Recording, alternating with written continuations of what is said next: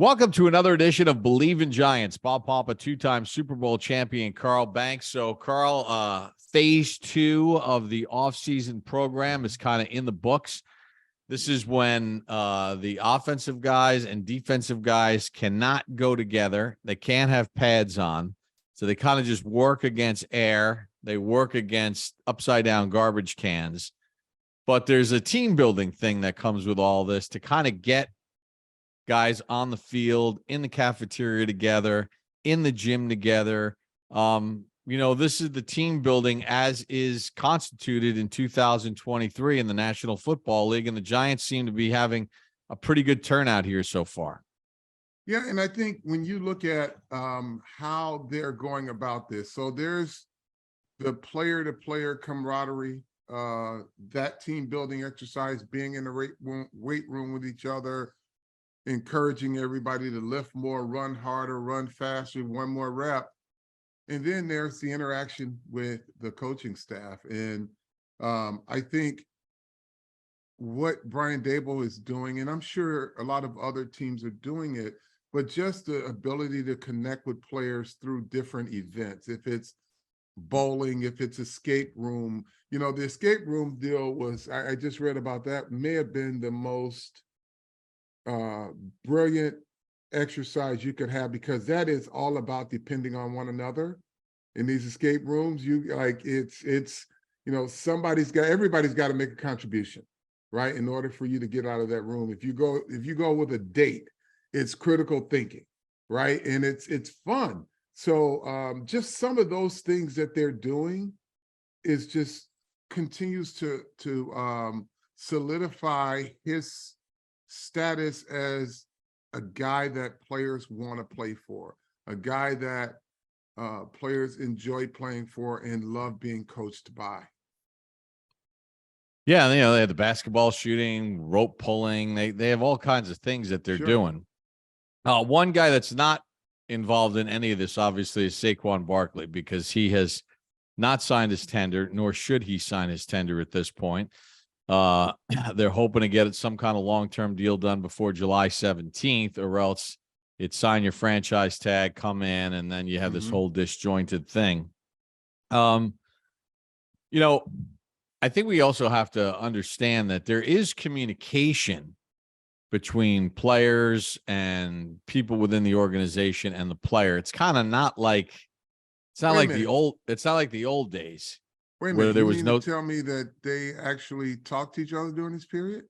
Of course they do. According to Twitter, there was an offer, there was a rejection of an offer, and the guy's just sitting there stewing. And that's not true?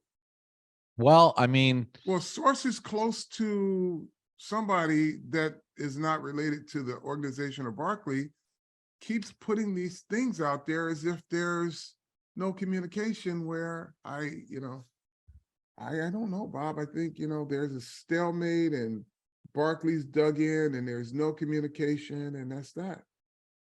Well, I think there's two avenues here, right? There's the communication between his representatives in the organization about a potential deal. But then there's also communication between Barkley and people within the building and teammates, where, this constant communication.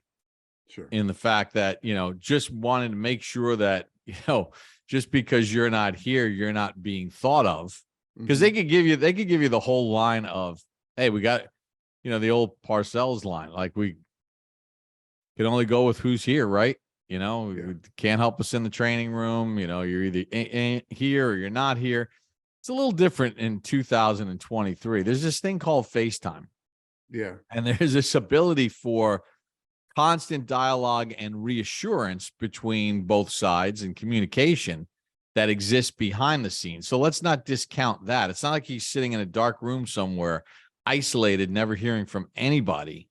There's the contract side, and then there's the human side. Right. And I don't think the Giants are in the business of dehumanizing their team leader. It's business, folks. let it play out until we hear directly from someone in Giants management or Saquon Barkley himself or his agent. Let's not assume that every article is written is gospel, because it is not. He's their leader. I think the last communication that we heard from Joe Shane is that they've now resumed talking. They made it a point, like after the draft, they would revisit things. So let's just assume, unless we hear that it's not getting done, let's assume that they are working towards getting something done that everybody could be happy with. So you and I had a chance for all the Giants social media platforms to record some inside the film rooms, taking a look at the draft picks. Yeah. And I want to start with Deontay Banks. Now, Deontay Banks is a very interesting individual. I've had a chance to spend a little time around him. He's very humble. He's very soft-spoken. He is very confident, yet modest. You know what I'm saying? Mm-hmm. Like at the Giants town hall the other night, you know, he answers questions in like 3 words. That's it. He's not like a huge public talker. He's a kid. He's just coming out of college. Yeah. But there's a lot that you had a chance to really study him on film and break him down with a, you know, 2-time Super Bowl champion, you know, Hall of Fame player for the decade eyes. What jumped out most at you about Deontay Banks? Well, a lot. I can tell you this, folks, for me, and I've been around 4 championships in this organization, and a lot of different players when there weren't a lot of good players that were not on those teams. And Deontay Banks, the first guy, after looking at it and I digested it, and I'll get into what I like about him, aside from the fact that he's 6'2" and rangy and physical. He reminded me a lot of Mark Collins coming out of college. What is Mark Collins? The thing that you should be so excited about, and that's why Mark Collins played right away. The thing that you should be excited about Tay Banks is that he is committed to fundamentals. He's technique oriented, and he's physical, and he tackles. And when I say that, you cut the film on his attention to detail in terms of alignment, technique, fundamental, situational awareness. If he's playing outside technique and the ball comes out to him, he's not going to be blocked to the inside of a wide receiver. He's going to maintain the edge. I mean, he's a big physical kid, but he can find the football in the run game and make a tackle. In the pass game, again, he uses his technique to his advantage. And that's the one thing that I think Jerome Henderson and Wink Martindale's going to love about. I'm sure that's why they drafted him where they did, because fundamentally he's not flawed. He's not the kid when you get him in and say, okay, we got to work with him on this, but the things are there. He comes in with a skill set. Here's the other part. He played, it's only 2 conferences in football right now, folks, that play physical football. It's Big Ten, SEC, and then Big Ten, right? So the level of competition in terms of physicality and talent from a game-to-game basis. Every school in the Big Ten's got talent. They're not all Ohio State, but they all got talent, right?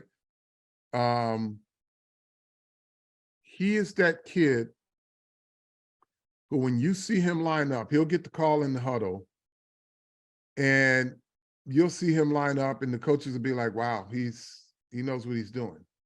But he is that guy. He gives me a lot of Mark Collins, and that's why Mark Collins was one of our best football players on our championship teams. He was my wingman, if you will, because we play on the same side together. But just fundamentally, you could see his footwork is great, alignments are always good, techniques, whether it's run or pass, and then he's physical at the end of a play. And that's as complete a thing as you can get for a kid coming out of college.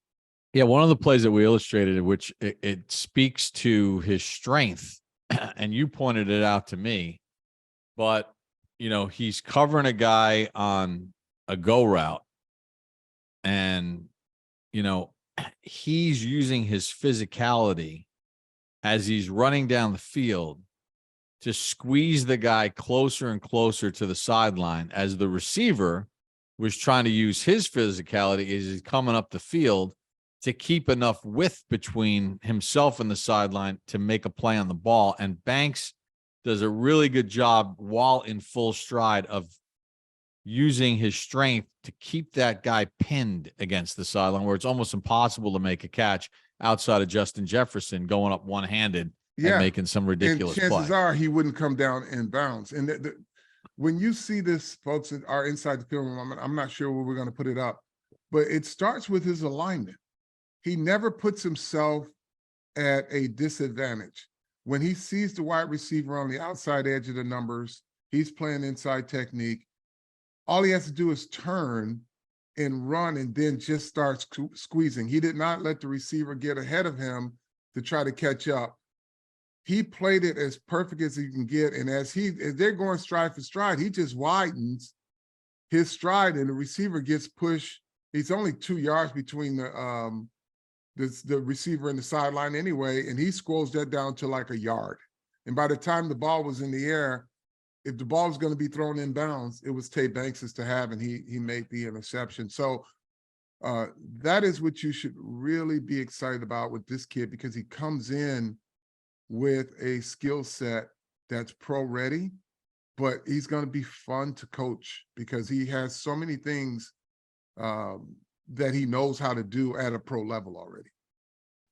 And the other thing, that really jumped out in all the plays that we watched was the ability to tackle, to be able to sift through, have awareness, and have a high football IQ to start with, of identifying what the offense is trying to do to him, and then find ways to get skinny. And his version of tackling is almost safety-like, Yeah, he's a physical tackler, Bob, but the other part of it too, and why this helps the Giants, right?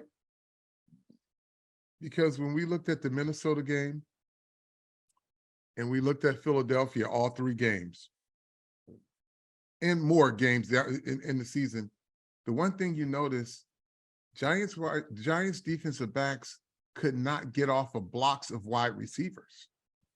They just couldn't. You had bigger wide receivers on smaller defenders. And that was the advantage that a lot of teams had. Like, if you can get to the edge, you can block their wide receivers. Their cornerbacks, because they can't get off blocks.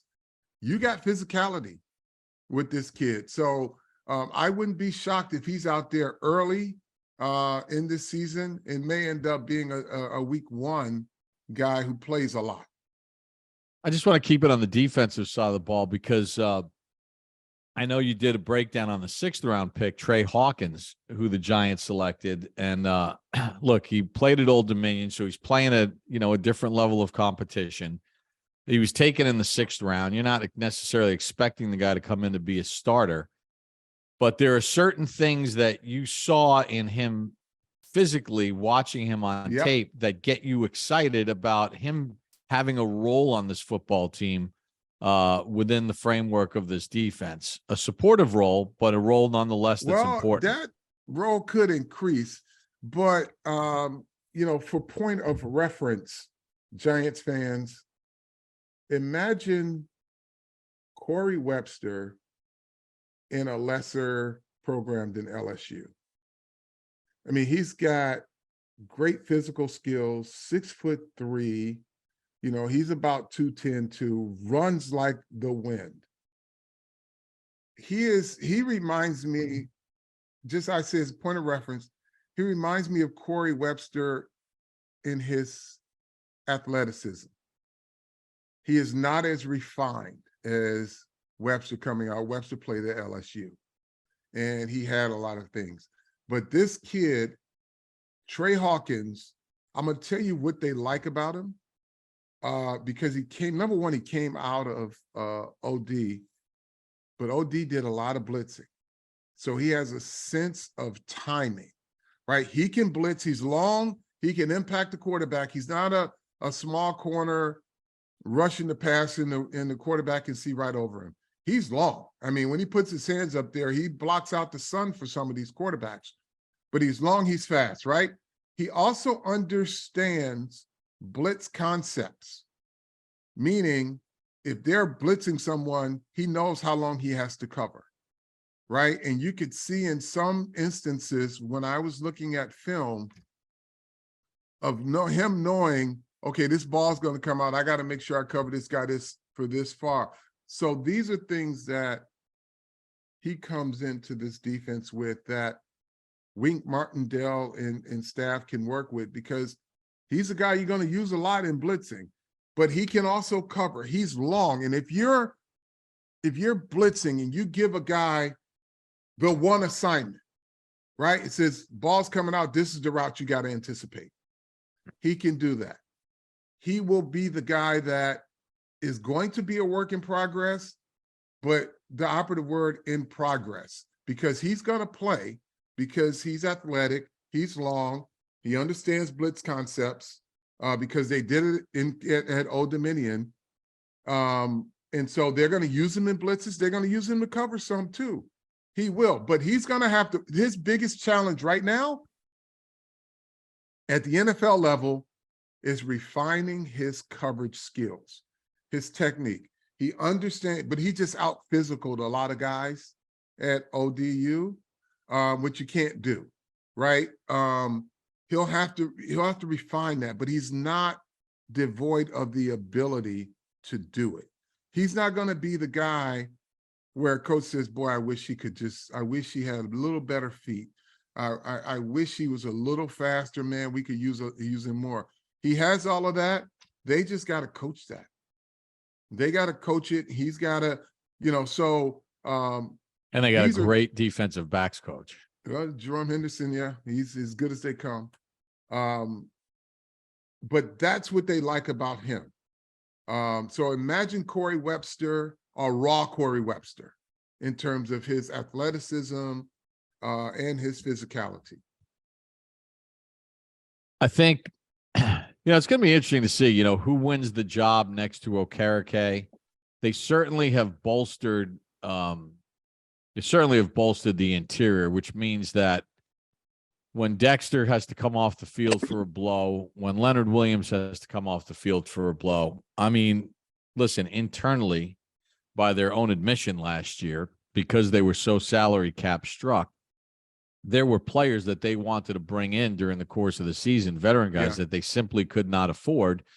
So they went with what they had, and they went with what they could afford. So now they go and they get Nacho from the Tampa Bay Bucks, Ashawn Robinson. They draft a big body. They've brought in some more guys. So they have a true rotation, so that, Leonard Williams and Dexter Lawrence, your best players, are not gassed as the game goes on. And you got a linebacker that can clean it up a little bit too. Yeah. So if you stay to the front four, I can tell you this, it may be hard just based on the way they're doing things. The way they've done things this offseason. And I say this kind of tongue in cheek, but literally too. It could be hard for Leonard Williams to get reps on first and second down, because they got the big bodies in there. Now he's going to, obviously, but that's the luxury they'll have this year, that if you needed Leonard Williams to be fresh on third down, you got some guys in there that will eat those reps up effectively, right? So they have that luxury. I don't think it goes against Leonard, unless Leonard wants to be an every down player. Then he's going to have to compete, because these two guys, they're going to be 2-down players. Leonard is a 3-down player, but it's going to take some effort to keep those guys off the field on first and second down. Because if you need to play bully ball and you got Dex somewhere, you got those two other guys that can play bully ball right with them.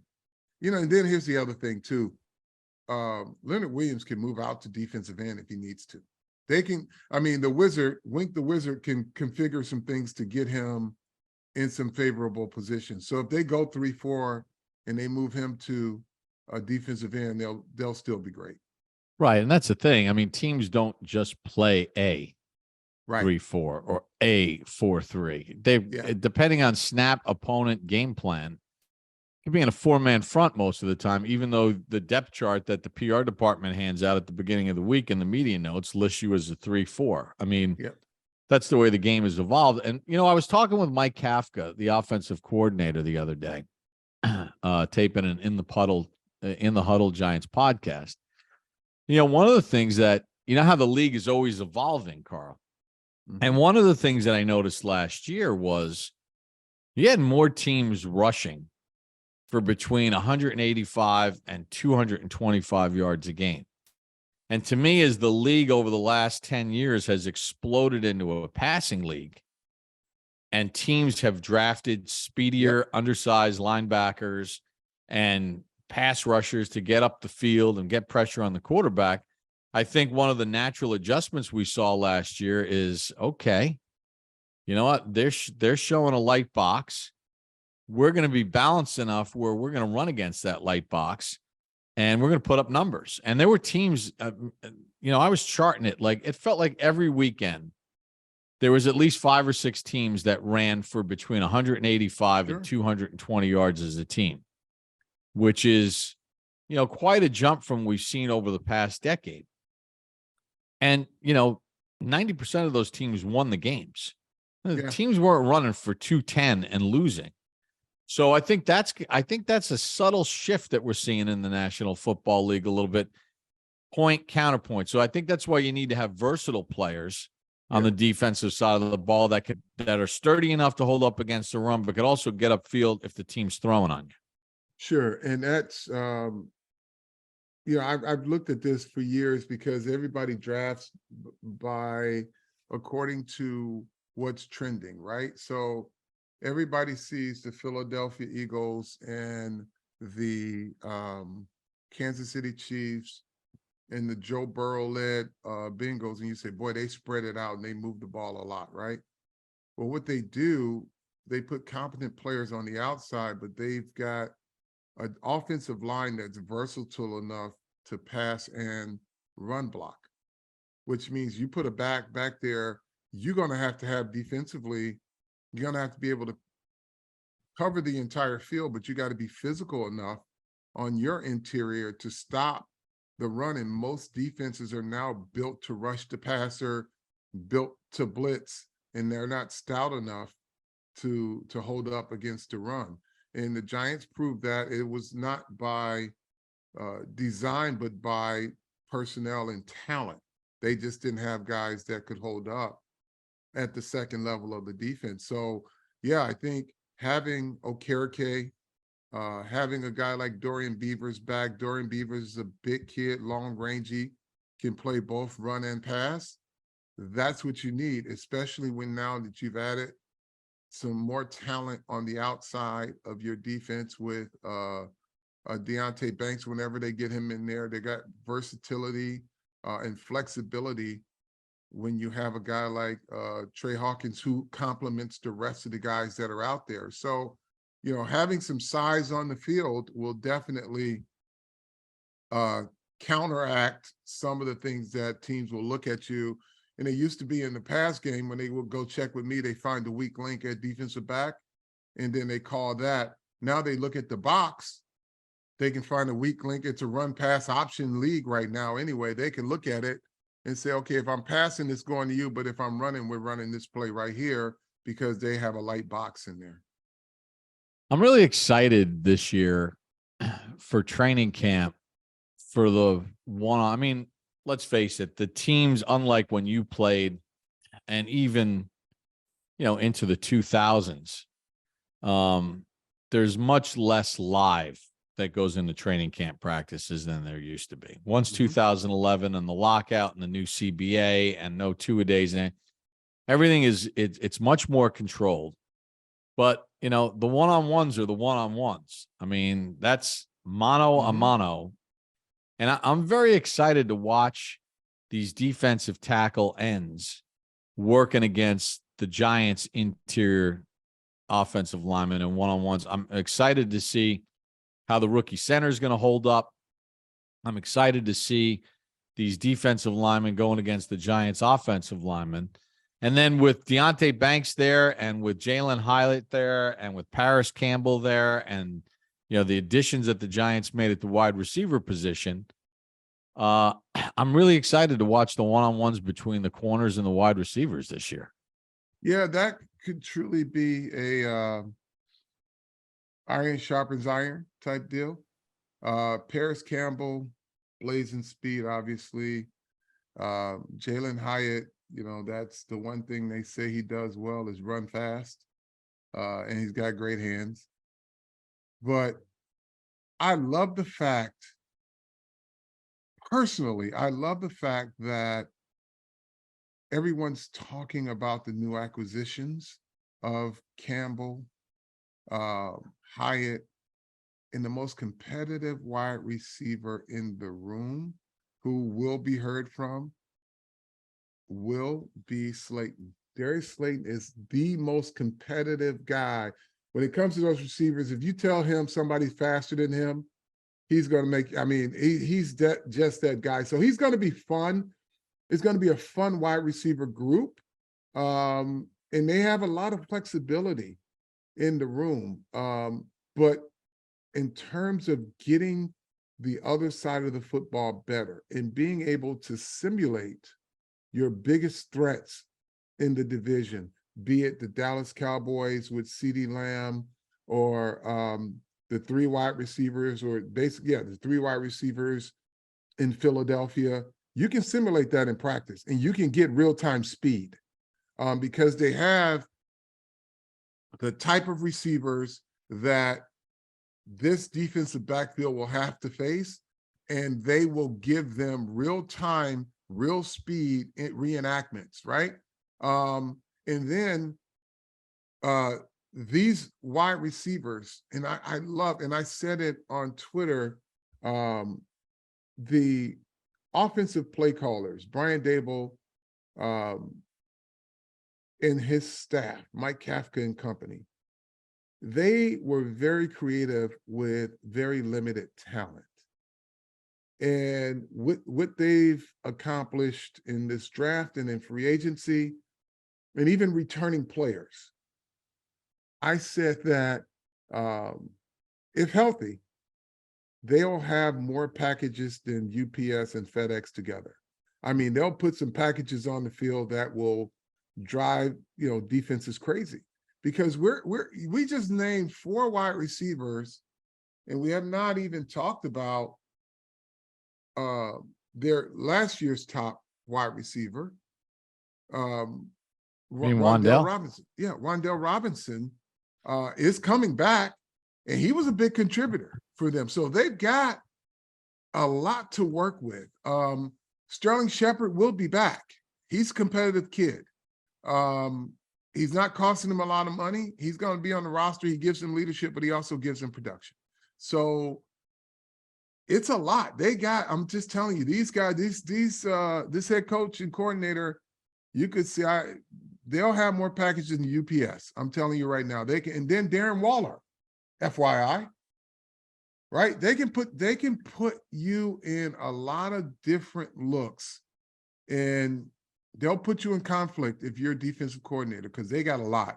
And we know for a fact that they can call plays because they did it with very little talent last year, and they were able to be creative enough.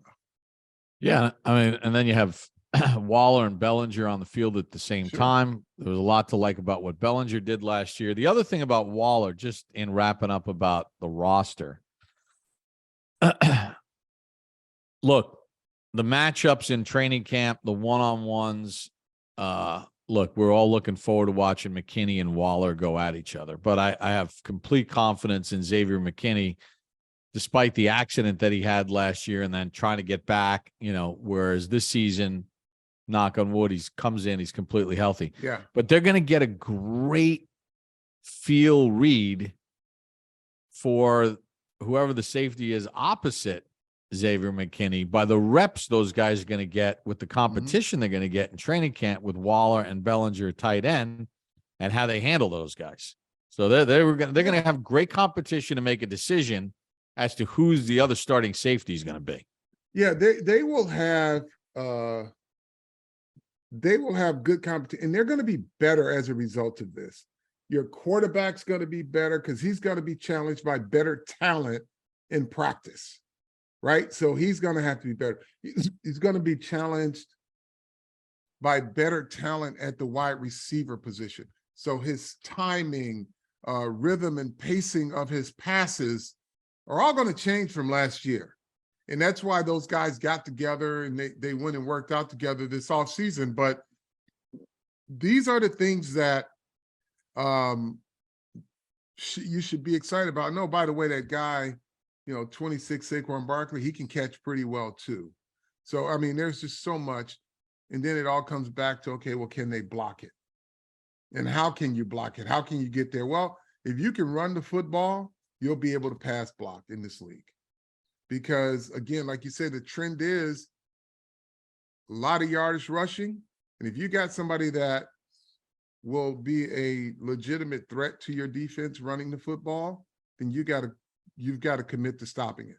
If you don't, you're going to give up 300 yards rushing in a single game. There's one more person, though, Bob, that I want to hit on in this draft class that, everybody's excited about, Jalen Hyatt. And we've heard that he's a one-trick pony. He can just run fast, run deep. Doesn't run the route tree. I think they are, that critique is completely wrong.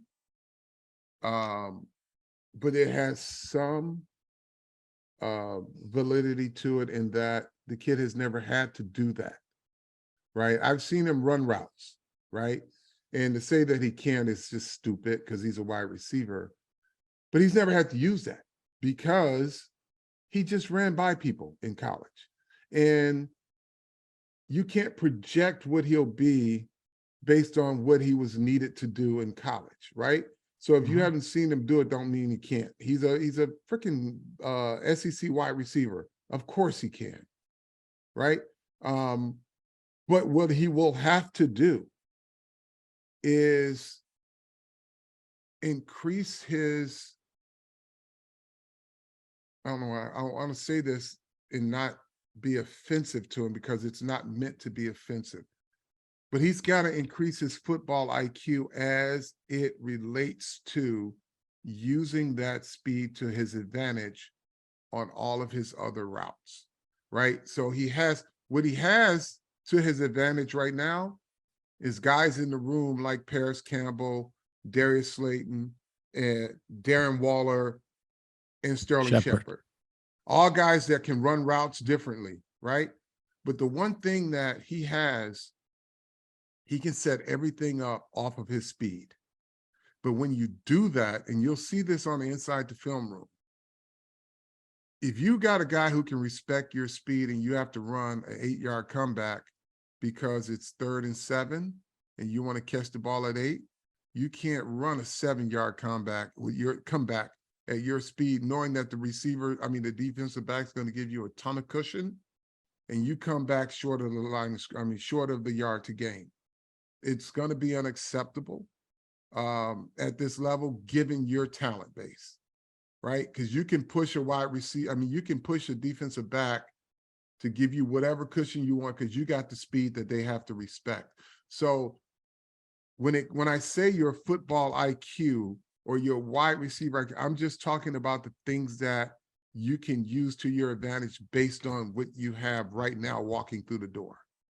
And that's not that you can't run a route, is it how you set up your routes, how you set up your down and distance situational football, because that's where you're going to be counted on most.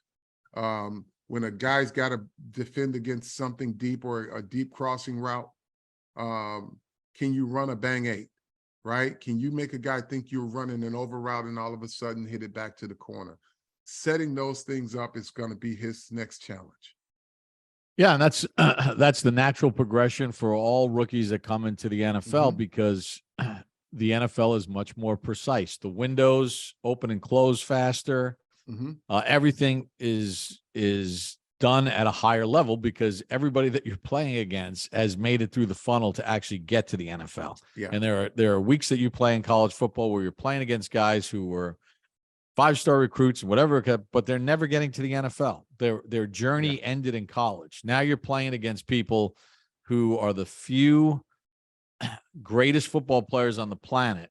Even the last guy on the roster in training camp is better than 99% of the people that played football in the same age group when they suited it up. Yep. So the precise level becomes even higher. Hey, BetOnline is your number one source for all your basketball info, stats, news, scores. Get the latest odds, lines, and the latest matchup reports for this year's NBA playoffs. BetOnline, your sports intel headquarters this season. They got you covered: basketball, Major League Baseball, NHL playoffs, golf, UFC, boxing. Get in on the action today. Head to the website or use your mobile device to join, and be sure to use the promo code BELIEVE, BLEAV, to receive your 50% bonus on your first deposit. BetOnline, where the game starts. Couple more things here, Carl. I don't want to get heavy into the schedule. I know that you and I did that podcast for the Giants with the instant reaction from the schedule. I know fans, they get very fired up. There are fans that are very annoyed about the, 3 road games in a row. I got it. The Giants will play home on October the 29th against the Jets. They won't be home for a month when they take on the Patriots. You got the 4 primetime games in the first 6. Got a whole bunch of road games early in the season. Having been in the building a lot this past week, a lot. I mean, from early in the morning until late in the day, and being around everybody on the football side of it and talking with people. They don't care. They don't care. They don't care about any of it. There was not one person that I talked to privately when I asked about the schedule. Now, people in the marketing department, people in sales, people in other parts of the building that are really want the team to do well and are fans of the team, and it makes everybody's job easier if the team does well. Yeah, they look at the schedule, and you're sitting around the cafeteria. Man, can you believe this? They got the back-to-back West Coast short week, and then they got this trip, and then 3 in a row, and they got to go to Miami, Buffalo, back-to-back, and then 2 games out of the last 3 are against Philly. And the football people don't care. Every one of them said to me, we knew we had to play all these guys. Yeah. We knew we were playing them this year. We knew our schedule was going to be hard. We knew that the day the regular season ended, who we were playing and how hard it was going to be. Yeah. And it doesn't matter how they right. It doesn't matter how they stack them. Right. We still got to play them. And Dable said, he goes, you think I'm worrying about like back-to-back or a 3-game road trip other than the logistics of how are we going to manage that with the players to keep our players fresh? But if you think I'm worried about our team getting better each and every day during OTAs, creating a high level of competition for training camp, making each practice better and better, watching the progress of the team as we're building our game plan and putting our game plan together for the Cowboys and then that back-to-back. He goes, you think I'm worrying about October and how the schedule falls then? No. He goes, no. You start worrying about that stuff. He goes, you're beaten right out of the gate. And here's the other part too, folks. The schedule, the strength of schedule is only as permanent as the ink that's written on that paper at that time, because depending on what the health is of a team, by the time you get them on your schedule or they get you on their schedule, it's a totally different perspective. So, I think the only certainties that you have is looking at your division games. right? You know who those guys are. You know what they're going to be. Outside of that, you just got to worry about what your team's health is. Every team wants to be healthy going into every game. So it's not a matter of, well, it's the big bad wolf of this. Teams lose quarterbacks, teams lose key players. Every team does. So you'll just have to play them when you play them, but they won't be the same as they are on the ink that's written on that schedule. No, the strength of schedule. Once you get through the first month of the season, the first 5 or 6 weeks, the strength of schedule from the offseason doesn't matter. It's the strength of schedule of how those teams doing this year. Yep. I mean, and I don't want to wish any ill will on anybody, but I could list about 5 quarterbacks and some key personnel in the Giants' schedule through the first 8 games. And what happens if somebody on one of those teams that they're playing in October gets hurt? Yeah. Like an important piece, changes the landscape of everything. Yeah. All right. I know that you've been active on Twitter about another sport and the NBA and John Morant. You were going back and forth with some people on Twitter. Anything else you want to get off your chest about that situation? No, look, I mean, I think everybody has covered it, but it's the thing that I tell my kids and that my parents told me: just because someone else can do it, it don't mean that you can or you should. And I say that because nothing's illegal about owning a firearm, especially in Tennessee. You can buy a gun without a permit, no background check. But don't mean you should do it.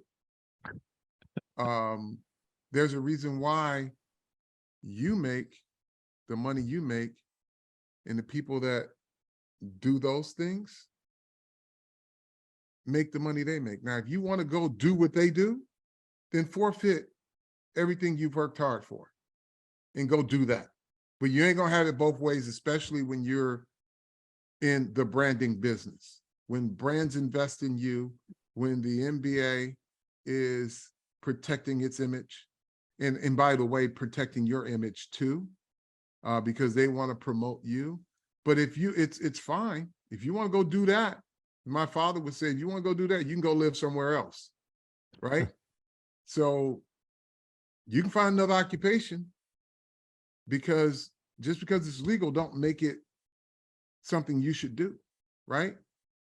If you're a bank employee and you just purchased a handgun in Tennessee, you can't go up in that bank waving your gun in front of your employees because it's legal, right? You can't. You just can't, but it's still legal, right? But the bank says, you ain't coming in here with a gun. And open up that window now. Yeah, open the door. I work here. No, it doesn't work that way. So I am, pro responsible gun ownership. I'm not even getting into that. So that's not even it, right? The bottom line is, you can do whatever you want, but you ain't going to be able to work wherever you want by doing those things. You can't legislate human behavior. I say that all the time, but there's a sense of self-awareness, and there's a sense of, my job requires me to do these things, and I make a lot of money. And here's the other thing I'll say. When the rappers are rapping about you bringing a gun in a club and shooting people on and off the court like Ja Morant, you doing NBA life wrong. Because most of the rappers are rapping about Steph Curry, Chef Curry cooking, LeBron cooking. They're not thinking about any thug life. So you got it wrong. Or maybe the NBA got you wrong, and you need to go be there because they're rapping about all the wrong things about you, right? So you're projecting the wrong image. That's it. Do what you want, but you ain't going to be able to do it where you want to do it. You ain't going to keep that same job keeping that same behavior. Well, it's just like contractually with us, with the NFL, and me with Golf Channel, there's things that they just won't tolerate. And they're like, well, if you want to do that, then you can go somewhere else to do it, but you're not working for us. You can't do it for us. All right. Anything else? Are we good? I think we're good, man. Tell a friend to tell a friend. We're back. We're back. Enjoy the episode. That's right. Tell a friend to tell a friend. Make sure you join Believe in Giants.